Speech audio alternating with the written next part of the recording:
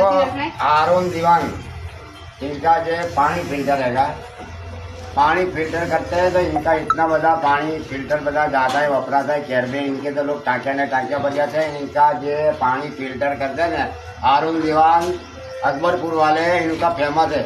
आखिर खंबत में दवा फेमस, इनके बराबर कोई ना आवे। वो 24 कलाक चलता है, रात दिन पानी है। फेमस था, बारबेल फेमस था, काम करो। ये पूरा नहीं पड़ता तो दूसरा बोर बनाना है।